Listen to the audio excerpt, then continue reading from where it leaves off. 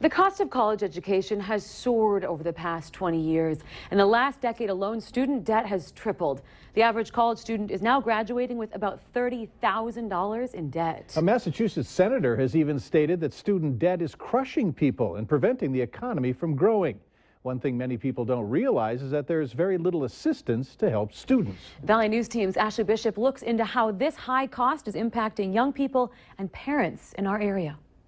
Education is an investment. College, like I said, it's something that you almost need today in our economy. If you want to be recognized as someone who actually has potential, you need that piece of paper. Otherwise, they're just going to look over you. It's a common perception by millennials. A college degree equals a good job, which equals good pay.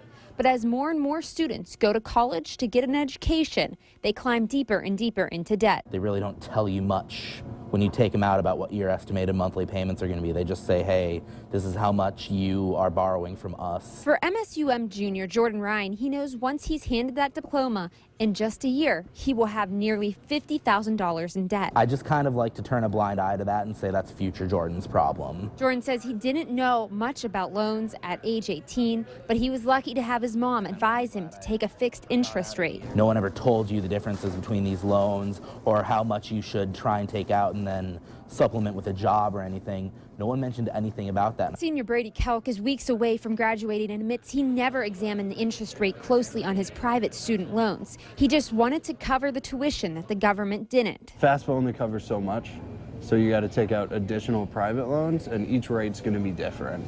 So trying to figure out which ones you need to pay off first and which ones to kind of put on the back burner is going to be something very difficult to deal with. Jordan and Brady both know it will take them years to pay off their debt, but say they couldn't imagine what the cost will be just 10 years from now. That is something new parents Mia and John have already thought about.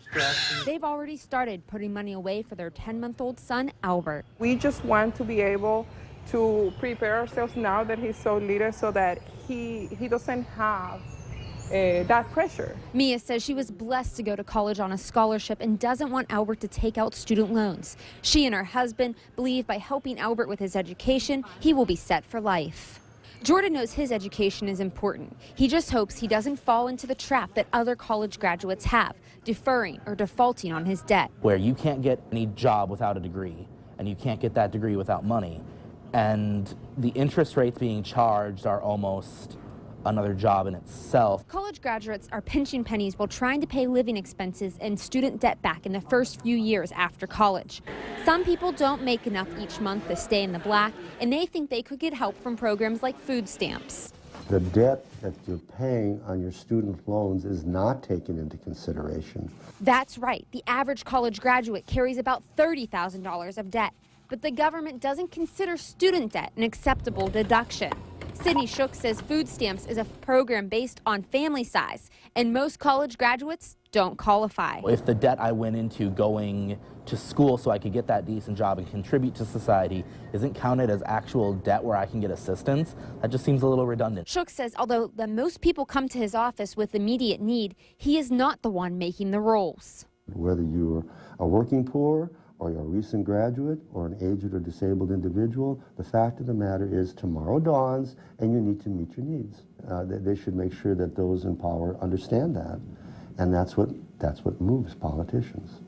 Like Sydney, Jordan agrees and feels there are needs that need to be fixed. He says students should make sure they are not wasting their time in college and go when they are ready. Anyone who's supplying debt could take a look at their interest rates and, realistically think, hey, do we really need to charge this much to an 18-year-old? I don't think it's going to get any better anytime soon. As for Shook, he says people need to alert those in power to make changes. And what drives congressmen are constituents. And that's where individuals who are offended or felt hurt by need to make their voices known.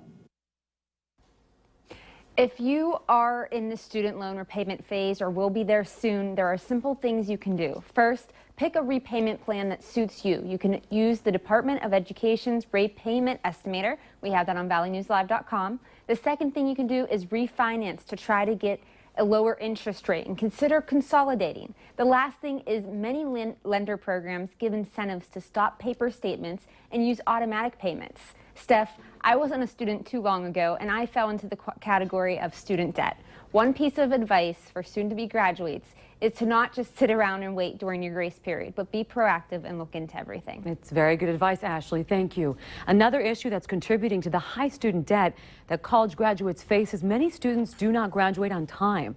We have much more advice and helpful links on valleynewslive.com. Just click on this story.